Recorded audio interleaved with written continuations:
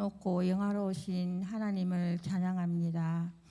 지난 한 주간도 저희들의 삶 속에서 언제나 함께 해주시고 모든 제약된 것 중에서 구별하여 주시어 세상 속에서 물들지 않고 살게 해주신 은혜에 진심으로 감사드립니다.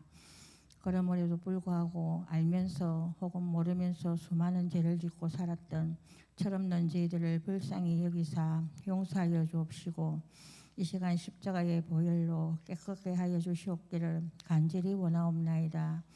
마음이 원하려되 육신이 약하여 말씀대로 살고자 하면서도 실천하지 못하는 연약한 저희들을 불쌍히 여겨주시어 성령 충만함으로 기도에 힘쓸 수 있는 저희들의 삶이 되게 하여 주시옵소서. 하나님 아버지, 저희 교회를 주님의 사랑으로 충만하게 하시고 성령의 능력으로 새롭게 하옵소서. 모든 성도들이 한마음 한뜻으로 주님을 섬기며 서로 사랑하고 격려하는 공동체가 되게 하옵소서. 주님께서 항상 신실하셨던 것처럼 저희도 주님처럼 삶과 은행에 있어서 신실하게 하시고 무엇보다 주님을 향해 신실함을 갖게 하옵소서. 세상의 유혹 속에서도 흔들리지 않는 믿음과 신실한 충성으로 하나님께 순종하게 하옵소서. 연로하신 성도님들과 병중에 있는 지체들을 친히 찾아주셔서 치유와 회복의 은혜를 다하여 주시옵소서. 말씀을 전하시기 위해 단위에 서신 전도사님께 성령 충만함의 능력 베풀어 주시사 전하시는 말씀마다 하나님이 드러나게 하시어 저희들의 영혼에 단비를 내려주옵소서. 주님을 위하여 열심히 헌신 봉사하는 손길이에 한없는 은혜와 축복을 주시옵소서. 모든 영광 주께 올려드리며 예수 그리스도의 이름 받들여 기도드리옵나이다. 아멘.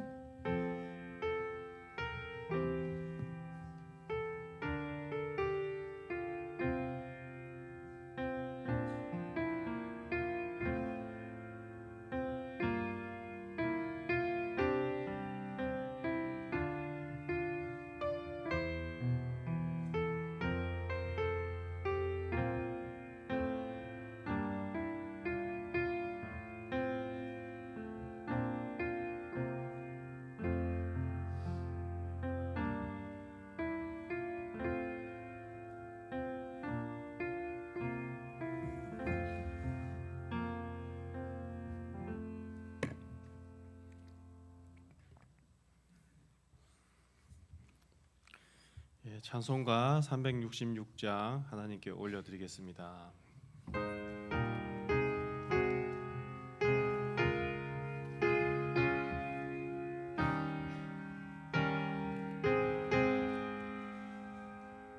어두운 내 눈 밝히사 진리를 보게 하소서. 진리의 열쇠 내게 주사 참빛을 찾게 하소서. 깊으신 뜻을 알고자 엎드려 기다리오니 내 눈을 뜨게 하소서. 성령이여 맡겨진 내 기 여시사 주님의 귀한 음성을 이 귀로 밝히 들을 때에 내 기쁨 한량 없겠네. 깊으신 뜻을 알고자 엎드려 기다리오니 내 길을 열어주소서.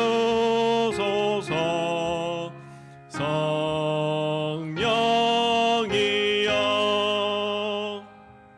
봉해진 내 입 여시사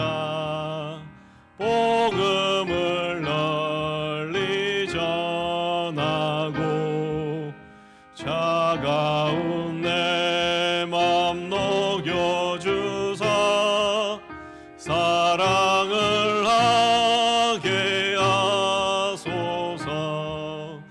기쁘신 뜻을 알고자 엎드려 기다리오니 내 입을 열어주소서. 성령이여.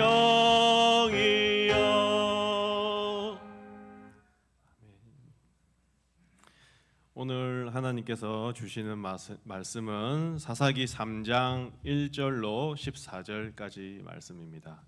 구약 성서 364쪽에 있습니다.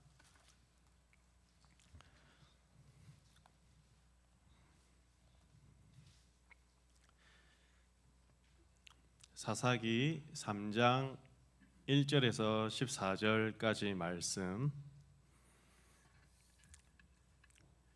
제가 봉독하도록 하겠습니다. 여호와께서 가나안의 모든 전쟁들을 알지 못한 이스라엘을 시험하려 하시며 이스라엘 자손의 세대 중에 아직 전쟁을 알지 못하는 자들에게 그것을 가르쳐 알게 하려 하사 남겨두신 이방 민족들은 블레셋의 5 군주들과 모든 가나안 족속과 시돈 족속과 바알 헤르몬 산에서부터 하맛 입구까지 레바논 산에 거주하는 히위 족속이라. 남겨두신 이 이방 민족들로 이스라엘을 시험하사 여호와께서 모세를 통하여 그들의 조상들에게 이르신 명령들을 순종하는지 알고자 하셨더라. 그러므로 이스라엘 자손은 가나안 족속과 헷 족속과 아모리 족속과 브리스 족속과 히위 족속과 여부스 족속 가운데에 거주하면서 그들의 딸들을 맞아 아내로 삼으며 자기 딸들을 그들의 아들들에게 주고 또 그들의 신들을 섬겼더라. 이스라엘 자손이 여호와의 목전에 악을 행하여 자기들의 하나님 여호와를 잊어버리고 바알들과 아세라들을 섬긴지라. 여호와께서 이스라엘에게 진노하사 그들을 메소포타미아 왕 구산 이사다임의 손에 파셨으므로 이스라엘 자손이 구산 이사다임을 8년 동안 섬겼더니 이스라엘 자손이 여호와께 부르짖음에 여호와께서 이스라엘 자손을 위하여 한 구원자를 세워 그들을 구원하게 하시니 그는 곧 갈렙의 아우 그나스의 아들 온니엘이라. 여호와의 영이 그에게 임하셨으므로 그가 이스라엘의 사사가 되어 나가서 싸울 때에 여호와께서 메소포타미아 왕 구산 리사다임의 그의 손에 넘겨주심에 온니엘의 손이 구산 리사다임을 이기니라. 그 땅이 평온한 지 40년에 그나스의 아들 온니엘이 죽었더라. 이스라엘 자손이 또 여호와의 목전에 악을 행하니라. 이스라엘 자손이 여호와의 목전에 악을 행함으로 여호와께서 모압 왕 에글론을 강성하게 하사 그들을 대적하게 하시매 에글론이 암몬과 아말렉 자손들을 모아 가지고 와서 이스라엘을 쳐서 종려나무 성읍을 점령한지라. 이에 이스라엘 자손이 모압 왕 에글론을 18해 동안 섬기니라. 아멘. 오늘 말씀이 상당히 깁니다. 14절까지 내용입니다. 사사기는 더 길죠. 사사기의 기록 목적은 이스라엘의 죄와 불의에 대한 하나님의 심판과 이를 회개할 때 주시는 용서를 기록하고 있습니다. 하나님의 공의와 사랑을 나타내기 위해서 사사기는 기록되었습니다. 또한 사사기는 신정시대에 이스라엘 백성들에게 의로운 왕이 필요하다는 이유를 보여주기 위해 기록되어졌습니다. 사사기에는 패배의 기록들이 많이 나옵니다. 즉 사사기의 주제는 타협으로 인한 패배, 실패를 나타내고 있습니다. 그래서 우리 교회에서도 아주 귀한 교훈을 얻을 수가 있습니다. 하나님은 순종하는 자에게는 복을, 불순종하는 자에게는 벌을 약속하셨습니다. 긍정적인 대책과 부정적인 대책, 당근과 채찍을 동시에 사용하신 것입니다. 어떤 사람은 축복의 말씀을 듣고 믿음의 동기가 유발되는가 하면 어떤 또 다른 사람은 조주의 말을 듣고 하나님을 두려워하게 된다는 것입니다. 그래서 주님의 뜻대로 살게 되는 경우도 있습니다. 제가 오늘 본문을 준비를 하면서 느낀 것 중에 하나는 하나님께서 참 축복을 하실 때 겸손하고 낮아져야 된다는 것입니다. 축복을 주실 때일수록 더욱 주님께 겸허하게 순종하며 나가야겠다고 생각이 많이 들었습니다. 하지만 저나 마찬가지로 여러분들도 일이 잘 풀릴수록 나태해지고 어깨가 으쓱으쓱 올라갈 때가 많습니다. 그러면 그 다음에는 어떻게 되겠습니까? 높아지면 내려가겠죠. 그 다음은 내리막길입니다. 그래서 항상 사람이 잘 나가고 일이 잘 풀릴수록 그리고 겸손하게 항상 낮은 자세로 임해야 되는 것 같습니다. 우리 각자의 영의 상태도 그렇습니다. 제가 제 자신을 살펴보더라도 하나님이 은혜를 주시고 모든 것을 순조롭게 도와주시면 저도 모르는 사이에 어깨가 으쓱으쓱 올라가 있습니다. 제 멋대로 간다는 거죠. 그만큼 사람이 교만하기 쉽고 거만해지기가 쉽다는 것입니다. 사사기에 나오는 일들이 고대 이스라엘에만 있었던 것이 아니라 지금 우리에게도 동일하게 사사기는 얘기를 하고 있습니다. 사사기의 사사는 재판관, 구원자라는 뜻의 영어로는 저지라고 합니다. 저지, 재판관, 구원자라는 뜻이 있습니다. 사사들이 행정적, 법적인 문제가 있으면 해결하는 역할을 사사가 했고, 사사는 재판관 역할과 함께 군사적 지도자, 정치적 지도자의 역할을 했습니다. 외적이 쳐들어올 때 하나님은 사사들을 세우셔서 적들을 막아내시고 임무를 부여해 주셨습니다. 여호수아가 죽고 나고 여호수아 이후에 사울 왕을 세우기 전까지 이스라엘을 이끌었던 사람들은 여러 명의 사사들이었습니다. 사사기에는 외적의 침략이 6번 나옵니다. 그리고 12명의 사사들 이야기가 나옵니다. 오늘 본문 내용에 집중해 보자면 하나님의 시험, 하나님의 테스트에 대한 이유가 3가지가 나옵니다. 본문 4절에 그 이유가 나옵니다. 4절을 제가 읽어보겠습니다. 남겨두신 이 이방 민족들로 이스라엘을 시험하사 여호와께서 모세를 통하여 그들의 조상들에게 이르신 명령들을 순종하는지 알고자 하셨더라. 아멘. 바로 순종하는지 불순종하는지 알고자 하셨기 때문에 테스트하는 것입니다. 순종, 불순종, 복과 저주, 다 신명기에서 다 아시는 내용이죠. 신명기 8장 2절에 똑같이 나옵니다. 제가 신명기 8장 2절 읽어보도록 하겠습니다. 내 하나님 여호와께서 이 40년 동안에 너로 광야의 길을 걷게 하신 것을 기억하라. 이는 너를 낮추시며 너를 시험하사 내 마음이 어떠한지 그 명령을 지키는지 아니 지키는지 알려 하심이라.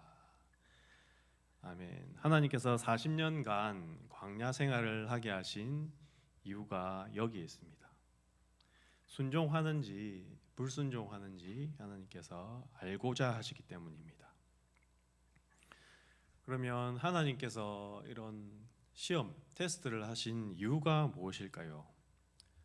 첫 번째로 그들을 겸손하게 만들기 위해서였습니다. 하나님께서는 교만하거나 거만한 자를 싫어하십니다. 교만한 사람도 시련을 당하면 겸손해집니다. 하나님이 절대 주권자시오, 인간은 아무것도 아니라는 것을 우리는 인정해야 합니다. 우리가 겸손하지 못할 때가 있기 때문에 하나님의 은혜를 또 많이 받을 수 있는데도 많이 받지 못하는 경우가 있습니다. 두 번째로 그들을 시험하기 위해서입니다. 여기서 정확하게 얘기를 하면 시험보다는 훈련이라는 표현이 더 맞을 것입니다. 다음 단계로 성장하기 위해서 이 시험, 훈련을 합격해야지 다음 단계로 넘어갈 수 있다는 것입니다. 세 번째, 주님께 순종하려고 하는지 하나님께서는 알고 싶어서 테스트를 하셨습니다.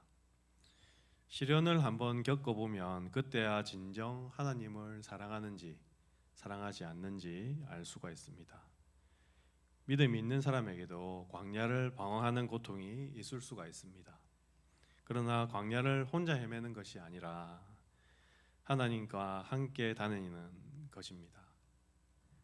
허공에 대고 얘기하고 기도하는 것이 아니라 하나님께 기도로 말씀드리고 대화하는 것입니다. 우리가 감사해야 할 것은 광야를 넘게 주셔서가 아니라 광야 생활 동안에도 하나님이 늘 우리와 함께 하셔서 지켜주셨기 때문입니다. 하나님을 향해 부르짖는 기도 소리 안에는 기적이 들어 있습니다. 왜냐하면 하나님께서 우리의 부르짖음을 항상 듣고 계시기 때문입니다. 본문 1절을 보겠습니다. 여호와께서 가나안의 모든 전쟁들을 알지 못한 이스라엘을 시험하려 하시며. 아멘. 하나님께서는 하나님의 능력을 체험하지 못한 사람들을 테스트, 시험하려 하셨습니다. 이 시험이란 하나님의 능력과 기적을 체험하게 하려는 하나님의 훈련 방법입니다. 하나님께서 우리에게 시험을 허락하시는 목적을 잘 이해할 때 우리는 시험을 두려워하지 않고 그 시련을 통해서 더욱 연단되고 겸손하여져서 성장할 수 있기 때문입니다. 그래서 사도 베드로는 이렇게 얘기를 합니다. 너희가 불과 같은 시험을 당하더라도 이상하게 여기지 말라고 하지 않았습니까? 오히려 베드로는 시련 당하는 것을 기뻐하라고 말씀했습니다. 그 결과가 성장과 기쁨, 감사로 나타났기 때문입니다. 그리고 늘 편안한 생활은 신앙에 별 도움이 되지가 않기도 합니다. 조금 편해지면 시험이 오고 또 잠잠했다가 또 시험이 또 옵니다. 그래야 한 번 기도할 걸 두 번, 세 번, 네 번 이렇게 기도하게 되고 하나님 앞으로 바짝 더 가까이 다가오게 되는 것입니다. 그래야 점점 더 겸손해지고 하나님을 온전하게 의지할 줄 우리가 믿습니다. 믿음이 가고 우리가 좀 더 주님 곁에 다가갈 수 있을 것 같습니다. 자신에게 시험이 오고 그리고 자신이 약해지고 겸손해져서 하나님의 도움을 구하는 것이 이게 사람의 속성인 것 같습니다. 우리의 시험은 낙제를 위한 것이 아니라 다음 단계로 넘어가기 위한 진급인 것 같습니다. 이 시험의 뜻만 알아도 유익이 되며 그리고 우리가 이러한 유익을 같이 누리면서 신앙생활을 기쁘게 할 수 있기를 소망해 봅니다. 본문 2절에 나온 것처럼 본문 2절을 제가 읽어보겠습니다. 이스라엘 자손의 세대 중에 아직 전쟁을 알지 못하는 자들에게 그것을 가르쳐 알게 하려 하사 남겨두신 이방 민족들은 2절에는 적들에 둘러싸여 사는 이스라엘 사람들에게 전쟁하는 방법을 가르칠 필요가 있었습니다. 전쟁하는 법을 알아야지 적들에게서 살아남을 수가 있기 때문입니다. 그리고 본문 3절 읽어보겠습니다. 블레셋의 5 군주들과 모든 가나안 족속과 시돈 족속과 바알 헤르본 산에서부터 하맛 입구까지 레바논 산에 거주하는 히위 족속이라. 아멘. 하나님이 남겨두신 열국들은 블레셋 다섯 방백과 가나안 사람과 시돈 사람, 바알 헤르몬 산에서부터 히맛 입구까지의 레바논 산에 거주하는 히위 사람들이었습니다. 즉 이 말은 이스라엘은 사방이 적들로 둘러싸였다는 얘기입니다. 그래서 이스라엘은 자기 힘으로 적을 이길 수가 없다는 것을 너무 잘 알고 있었기 때문에 이스라엘 백성들은 하나님을 의지할 수밖에 없었습니다. 우리도 가끔 살다 보면 사방이 막힐 때가 있습니다. 사방이 적들로 둘러싸일 때가 많습니다. 자칫 잘못 생각하거나 한눈을 팔면 곧장 나락으로 떨어질 때도 있습니다. 사단의 계략에 빠질 때도 있습니다. 우리가 예수님께 늘 가까이 하고 예수님께 또 늘 기도하고 예수님의 말씀 따라 살면 그러한 나락, 즉 사탄의 계궤나 이런 것들은 점점 설당을 잃게 되고 우는 사자와 같이 우리를 향해 오는 공격을 믿음의 방패와 같이 거뜬하게 막아낼 수 있을 것입니다. 우리가 조금이라도 허점을 보이면 그것들은 집요하게 공격할 수가 있습니다. 그래서 여러 가지 방법으로 우리를 공격할 수 있기 때문에 우리는 믿음 안에서 믿음의 방패를 가지고 조금 더 수동적인 자세, 그리고 겸허한 자세, 그리고 낮아진 자세로 주님과 동행하며 그 악한 것들의 공격을 방어를 할 수 있어야겠습니다. 오직 하나님과 함께하는 삶에만 승리가 있습니다. 적들은 다양한 형태로 우리를 공격하고 시험도 여러 가지 시험으로 다가옵니다. 하지만 그게 시험인지 아닌지 우리가 분별을 할 수 있어야 되겠죠. 여러 번 전쟁을 한 사람은 어떤 적들을 만나도 싸울 준비가 되어 있고 어떤 시험이 온다 해도 이것이 악한 것들의 공격이구나 하고 알아챌 수가 있습니다. 그래서 전쟁을 모르는 사람과 전쟁을 많이 해본 사람은 하늘과 땅 차이입니다. 그래서 우리가 영적인 전쟁이라고 하는 것이죠. 영적인 돌파를 할 수 있어야 됩니다. 왜냐하면 우리가 믿음 있는 사람이고 또 예수님을 따르는 제자라면 영적인 돌파를 하고 영적 전쟁에서 승리할 수 있어야 하는 것입니다. 그렇기 때문에 하나님께서 우리들을 훈련시키겠고 그리고 사사기에 나온 백성들을 훈련시킨 것처럼 우리를 또 훈련하길 원하시는 것 같습니다. 이러한 사실들을 잘 알고 주님과 긴밀하게 동행함으로 훈련받고 그리고 훈련시키는 삶으로 승리하는 삶이 되시기를 간절히 소망해 봅니다. 본문 6절을 읽어보겠습니다. 그들의 딸들을 맞아 아내로 삼으며 자기 딸들을 그들의 아들들에게 주고 또 그들의 신들을 섬겼더라. 아멘. 이스라엘 백성들이 이방인과의 결혼을 이렇게 영적으로 우상과 타협하는 것으로 보고 있습니다.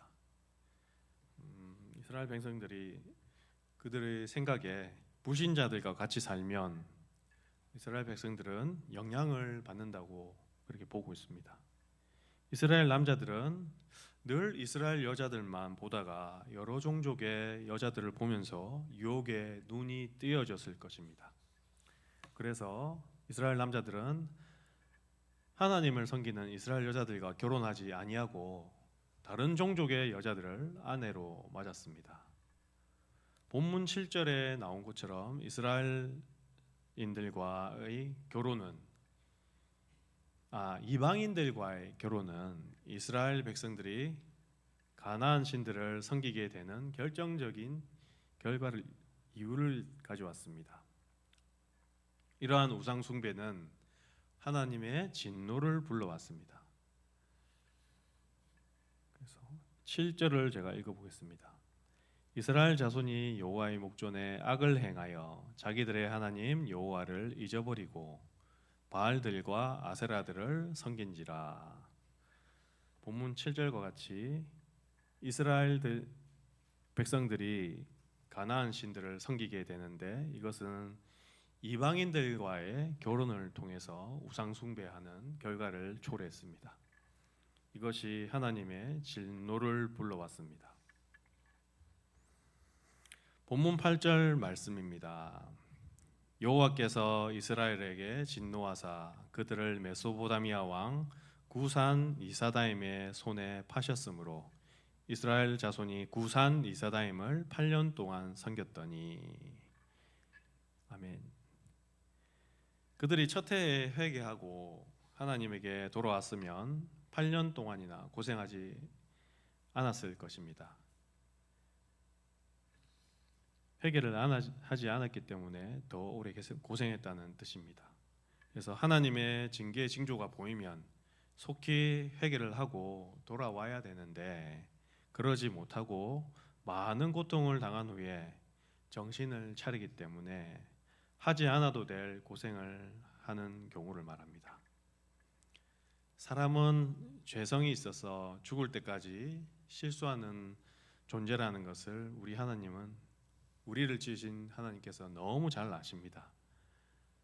분을 내되 해가 지기 전에 풀어야 하는 것처럼 죄를 짓게 되면 깨닫는 즉시 하나님 앞에 회개해야 하는 것입니다.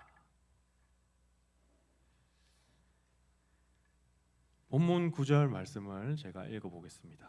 이스라엘 자손이 여호와께 부르짖음에 여호와께서 이스라엘 자손을 위하여 한 구원자를 세워 그들을 구원하게 하시니 그는 곧 갈렙의 아우 그나스의 아들 온니엘이라. 아멘. 이스라엘 자손들은 견디다 못해서 하나님께 부르짖었습니다. 이들의 부르짖음을 들으신 하나님은 사사 온니엘에게 임하셨고 그를 사사로 세우셨습니다. 그리고 적군의 왕을 온니엘의 손에 넘겨 붙이셨습니다. 승리했다는 뜻이겠죠. 본문 10절에 초반절에 이렇게 나옵니다. 여호와의 영이 그에게 임하셨으므로 그가 이스라엘의 사사가 되어 나가서 싸울 때에. 구약 성경에는 특수 목적을 이루기 위해서 성령이 임합니다. 그것을 신학적으로 하나님의 현현 또는 하나님의 임재라는 표현을 씁니다. 다윗은 성령이 임해서 시를 썼고, 솔로몬 시대에 성전을 지을 때에는 두 건축사에게 성령이 임재하여 성전을 짓는 미적인 능력을 발휘하였습니다. 구약 성경에서의 성령은 어떤 사건을 위해서 임했다가 그 한 사람에게 그 일이 끝나면 그 사람을 성령이 떠났습니다. 그러나 신약 성경에서는 성령께서 한번 오셨다가 떠나는 그런 분이 아니라 영원히 우리와 함께 우리 안에 거하시는 것입니다. 내주하신다는 것이겠죠. 이제는 매 순간마다 매 사건마다 성령의 도움으로 살아갈 수가 있는 것입니다. 본문 10절 말씀입니다.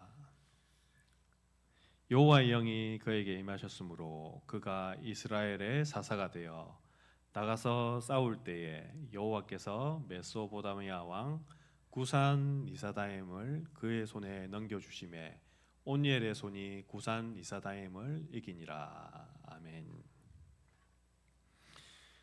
여기서 메소포다미아 왕 구산 리사다임이 나옵니다. 그의 이름 구산이라는 뜻은 그 이름이 구산이고, 리사다임은 두 배로 악한, 두 배로 사악한 이런 뜻입니다.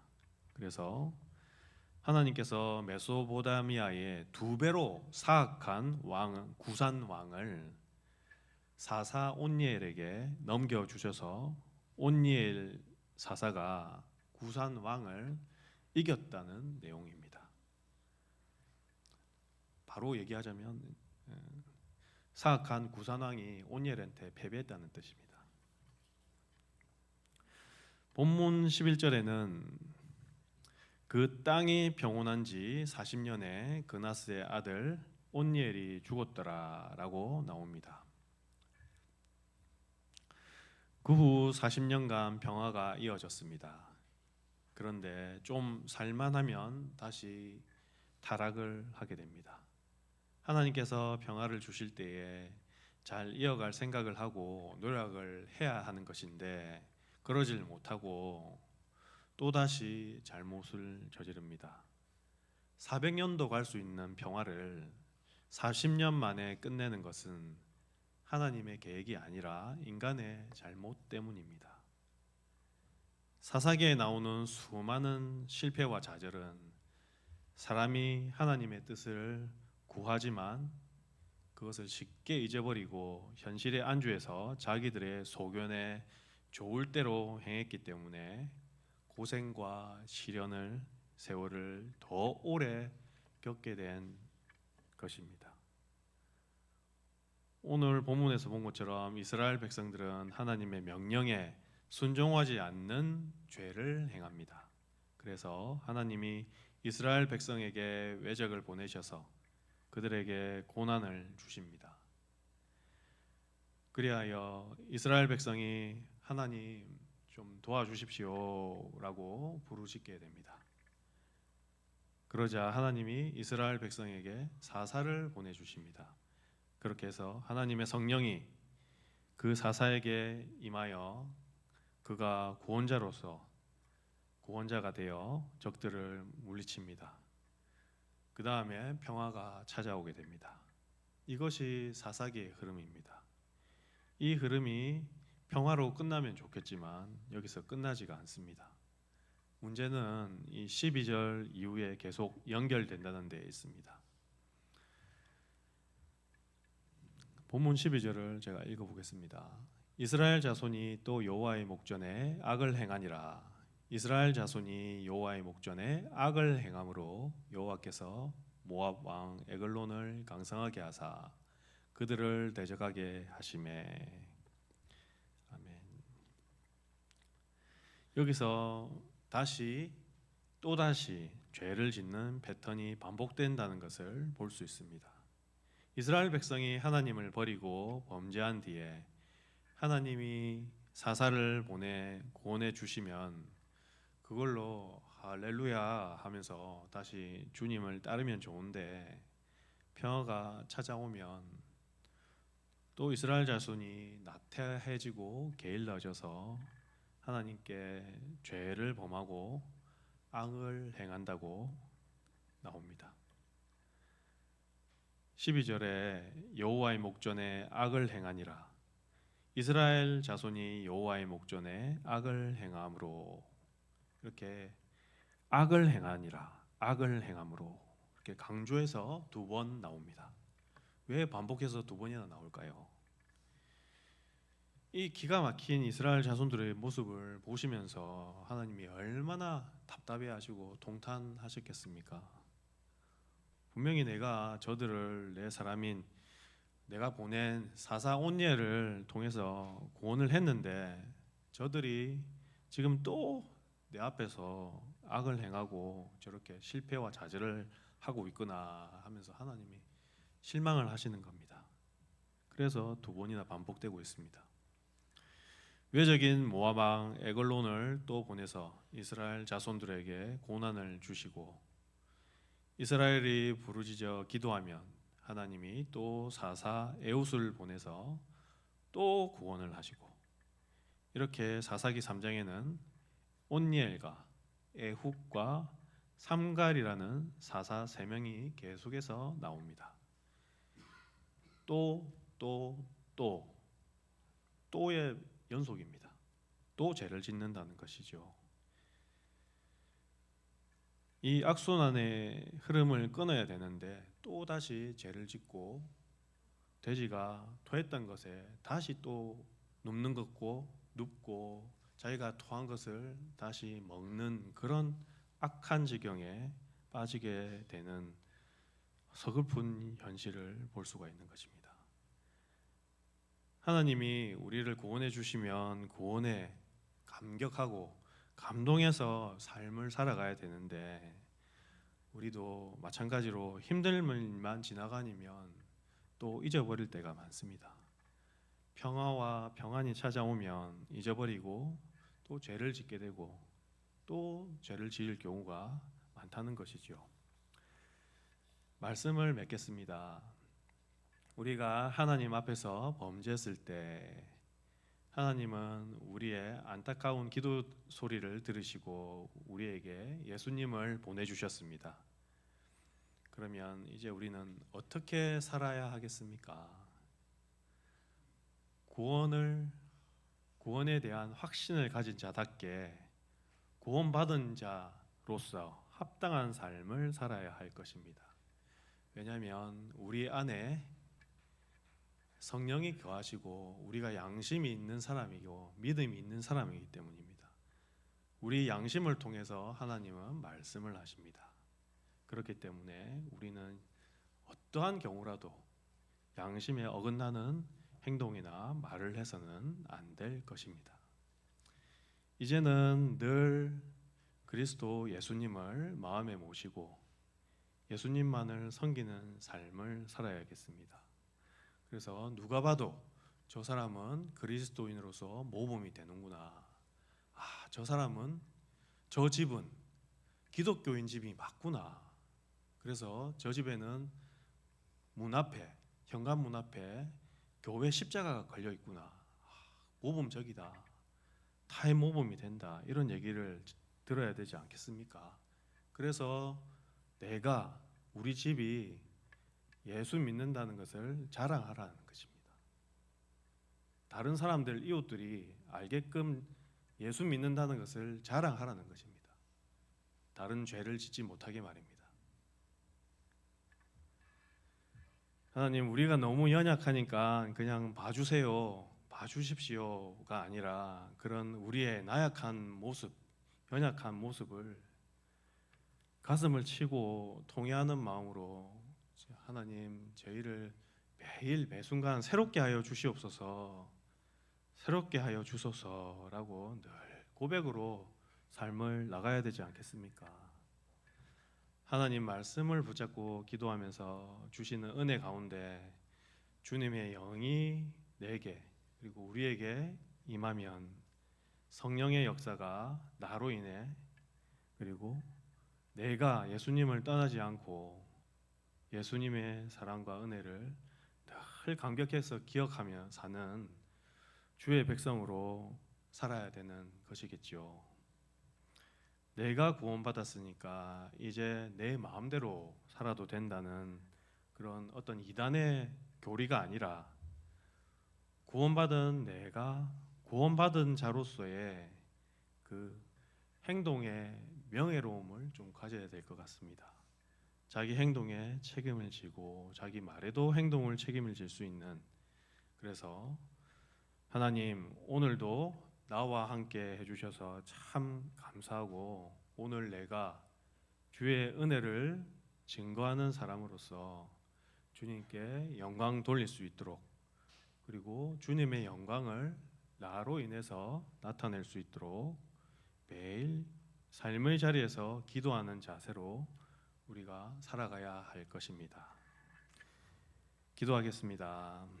사랑의 하나님 아버지, 참 감사합니다.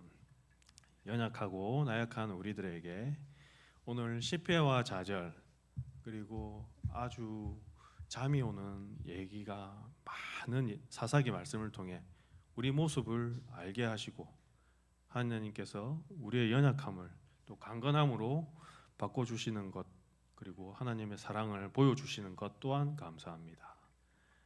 우리는 하나님 앞에 구원받은 자요 하나님의 사랑으로 하나님의 나라를 살아가는 주의 자녀임을 믿지만 여전히 우리는 또 죄를 짓고 또 죄를 짓고 또 나태한 삶으로 게으르게 살아가려는 경향이 있습니다.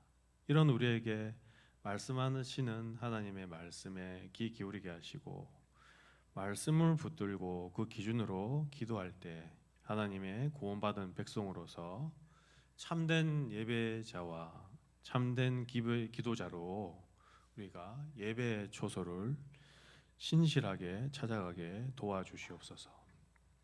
우리를 통해 역사하시는 하나님의 사랑과 은혜가 우리 통영교회 지체들에게도 널리 그리고 전도의 모범이 되어지기를 바라옵니다.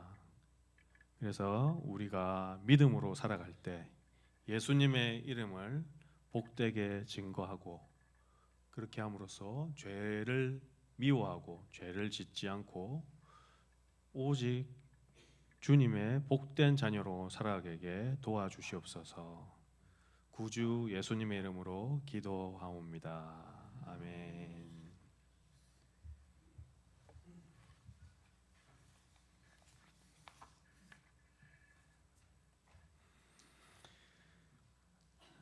찬송가 384장 하나님께 올려드리겠습니다.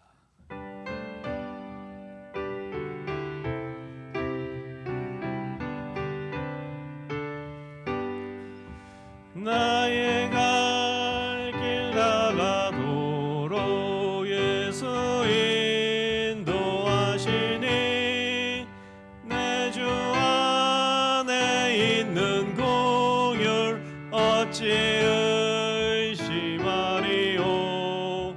믿음으로 사는 자는 하늘 위로 받겠네.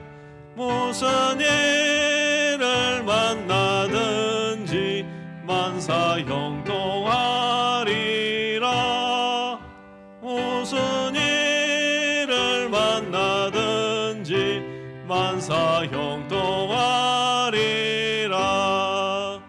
나의 갈 길 나가도록 예수 인도하시니 어려운 일 당한 때도 족한 은혜 주시네. 나는 심히 고단하고 영혼 매우 가라나. 나의 앞에 반석에서 샘물 나게 하시네. 나의 앞에 반석에서 샘물 나게 하시네. 나의 갈 길 나가도록 예수 인도하시니 그의 사랑 어찌 큰지 말로 알 수 없도다. 성령 감화 받은 영혼 하늘 날아갈 때에 영영 부를 나의 찬송 예수 인도하셨네. 영영 부를 나의 찬송 예수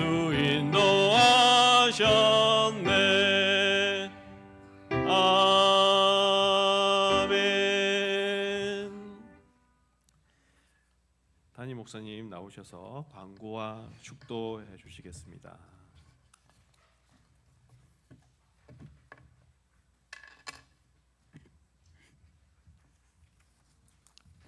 교회 소식 전하겠습니다. 오늘은 어린이 주일이고 다음 주일은 동행 주일, 어버이 주일로 지켜지게 됩니다. 다음 주에는 얼굴은 뵙지 못합니다. 동행 주일까지 기도로 준비하시고 교구별로 하나님께서 주신 은혜의 자리를 건강하게 잘 감당하시기를 바랍니다. 이번 수요 기도의 기도 순서는 배미영 집사님입니다. 평신도 학당이 개강되었습니다. 시간표를 보시고 우리 김상우 전도사님에게 신청해 주시면 됩니다. 각각의 시간들은 1시간 이내로 진행이 되며 이번에는 강의보다는 함께 이 내용을 나누는 것 위주로 진행됩니다. 동행주일은 관련된 주보의 광고들을 참고하시면 되겠습니다. 효도 관광에 대해서 말씀을 드리겠습니다. 올해는 사정상 내용이 변경이 좀 있어서 수정 광고를 드립니다. 5월 12일 화요일 낮 12시 교회로 오시면 맛있는 식사를 함께 나누도록 하겠습니다. 대상은 75세 이상이며 신청은 김부종 장로님에게 해 주시면 되겠습니다. 오늘 점심 우리 김중환 장로님, 송미자 권사님 가정에서 찬조해 주셔서 함께 맛있게 먹었는데 우리 장로님 가정뿐만 아니고 어르신들 위해서 많이 기도해 주시기를 바랍니다. 다른 광고는 주보 참조하시면 되겠습니다. 축도하겠습니다. 우리 주 예수 그리스도의 크신 은혜와 하나님 아버지의 놀라우신 사랑과 성령님의 교통하시고 인도하여 주심이 하나님께서 주시는 시험으로 인하여 낙심하거나 실족하지 않고 연단의 과정으로 여기며 하나님 안에서 그 임재를 경험하며 아름다운 성장으로 받아들이며 신앙이 더 자라나기를 원하는 이 시간 예배하는 모든 권속들 위해 영원토록 함께 하시기를 간절히 축원하옵나이다. 아멘.